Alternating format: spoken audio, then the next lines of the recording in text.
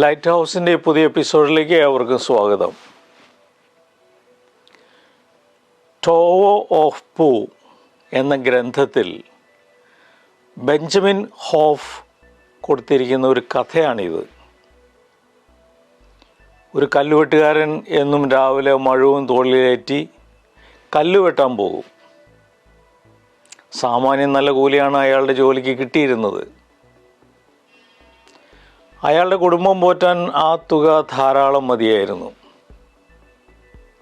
ഒരു ദിവസം അയാൾ ജോലിക്ക് പോകുമ്പോൾ കൊട്ടാര സദൃശമായ ഒരു വീട് കണ്ടു.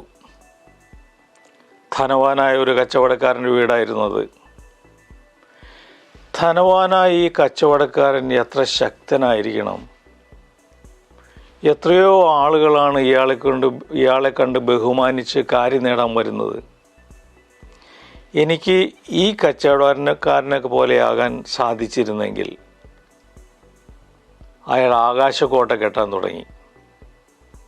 അത്ഭുതം, അയാൾ പെട്ടെന്ന് ധനവാനായ ആ കച്ചവടക്കാരനായി മാറി. അയാളുടെ ആനന്ദത്തിന് അതിരില്ലായിരുന്നു. അയാൾ അങ്ങനെ സുഖമായി കഴിയുമ്പോൾ ഒരു ദിവസം രാജാവിൻ്റെ എഴുന്നള്ളിപ്പ് കണ്ടു. രാജാവിനെ അലങ്കരിച്ച് ഒരു പല്ലക്കിൽ ചുമന്നു കൊണ്ടുപോവുകയായിരുന്നു. അപ്പോൾ രാജവീഥിക്ക് ഇരുവശവും നിന്നിരുന്നവർ തല കുനിച്ച് അദ്ദേഹത്തെ വന്ദിച്ചു. രാജാവ് എത്രയോ ശക്തനായിരിക്കണം! എല്ലാവരും അദ്ദേഹത്തെ വന്ദിക്കുന്നു. എനിക്ക് രാജാവാകാൻ കഴിഞ്ഞിരുന്നെങ്കിൽ. അത്ഭുതം, അയാൾ പെട്ടെന്ന് രാജാവായി മാറി. എല്ലാവരും തൻ്റെ മുമ്പിൽ തലകുനിക്കുന്നു, വന്ദിക്കുന്നു. എന്തു രസം! അയാൾ മനസ്സിൽ പറഞ്ഞു. രാജവീഥിയിലൂടെയുള്ള യാത്ര തുടർന്നപ്പോൾ സൂര്യൻ്റെ ചൂട് വർദ്ധിച്ചു. അയാൾ സൂര്യനെ സൂക്ഷിച്ചു നോക്കി. ആകാശത്തിൽ അങ്ങനെ വിരാജിക്കുന്ന സൂര്യൻ എത്രയോ ശക്തനായിരിക്കണം! തനിക്ക് സൂര്യനാകാൻ കഴിഞ്ഞിരുന്നെങ്കിൽ. പഴയ കല്ലുവെട്ടുകാരൻ്റെ മോഹങ്ങൾ വീണ്ടും ചിറകു വിരിച്ചു. അയാൾ പെട്ടെന്ന് സൂര്യനായി മാറി. സൂര്യനായി മാറിയ അയാൾ തൻ്റെ ചൂടുള്ള രശ്മികൾ പായിച്ച് പല പുഴകളിലെയും വെള്ളം വറ്റിച്ചു. ഇത് നല്ല രസം, അയാൾ സ്വയം പറഞ്ഞു.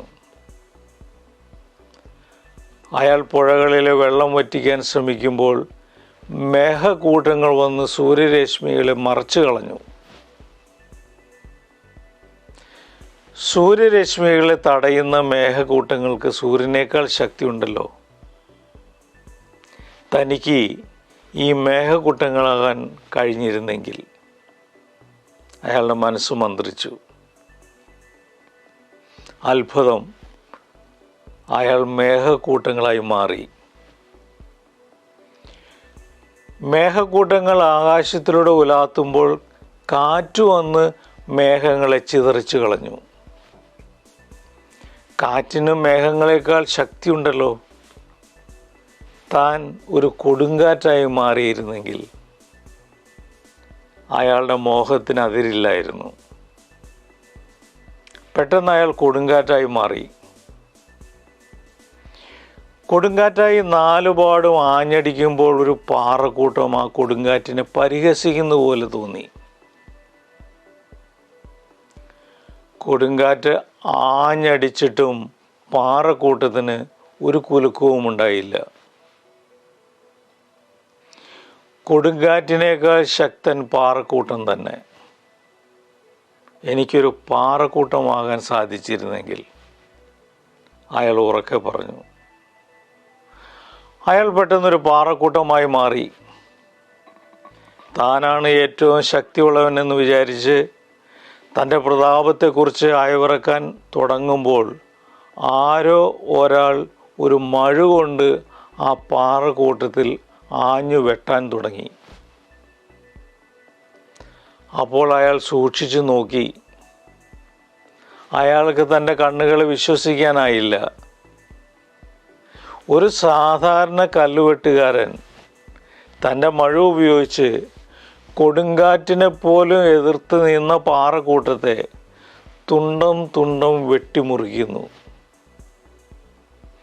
ശക്തിയും അധികാരവുമൊക്കെയാണ് ജീവിതത്തിൽ പ്രധാനപ്പെട്ടതെന്ന് കരുതി അവയുടെ പിന്നാലെ പോയ കല്ലുവെട്ടുകാരൻ അവസാനം കല്ലുവെട്ടുകാരനായ താൻ തന്നെയാണ് ഏറ്റവും ശക്തനെന്ന് കണ്ടെത്തി.